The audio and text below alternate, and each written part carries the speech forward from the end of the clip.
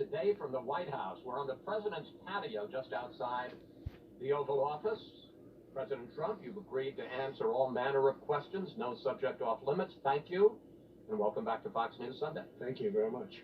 Let's start with the surge of the coronavirus across the country in recent months. You still talk about it as, quote, burning embers, but I want to put up a chart that shows where we are with the illness over the last 4 months. As you can see, we hit a peak here in April, 36,000 cases. Cases. A day. Yeah, cases. Then it went down, and now since June, it has gone up, more than double. One day this week, 75,000 new cases, more than double. Chris, that's because we have great testing, because we have the best testing in the world. If we didn't test, you wouldn't be able to show that chart.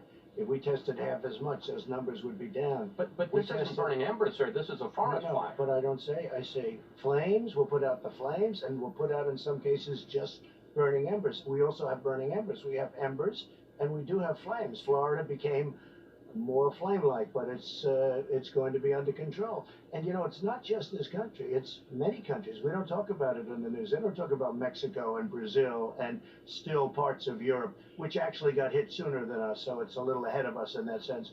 But you take a look, why don't they talk about Mexico, which is not helping us? And all I can say is, thank God I built most of the wall, because if I didn't have the wall up, we would have a much bigger problem with Mexico. But, sir, we have the 7th highest mortality rate in the world.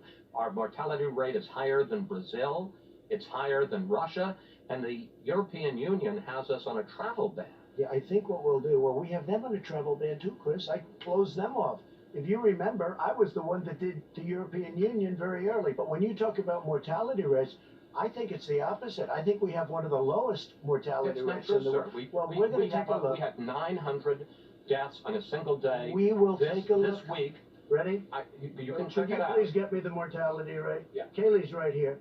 I heard we have one of the lowest, maybe the lowest mortality rate anywhere in the world. You have the numbers, please? Because I heard we had the best mortality rate.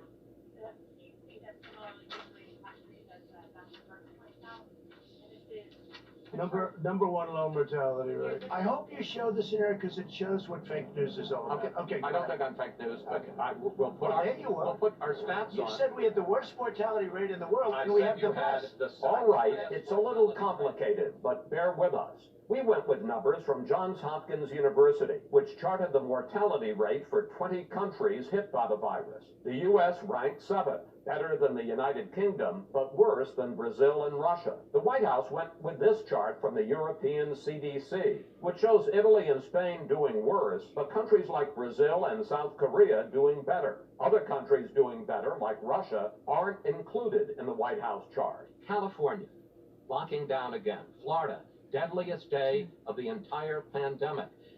Hospitals at capacity in a number of places around the country. Shortages of testing, shortages of personal protective equipment for nurses and doctors.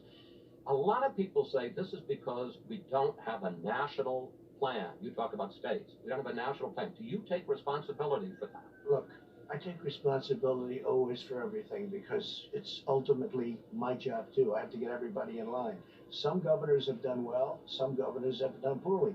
They're supposed to have supplies. They didn't have. I supplied everybody. Now we have somewhat of a surge in certain areas, and other areas we're doing great. But we have a surge in certain areas. But you don't hear people complaining about ventilators. We've got all the ventilators we can use. We're supplying them to other countries. We go out into parking lots and everything. Everybody gets a test. We find if we did half the testing, with all of that being said, I'm glad we did it. This is the right way to do it. I'm glad we did what we're doing. But we have more tests by far than any country in the world. But, sir, testing is up 37%.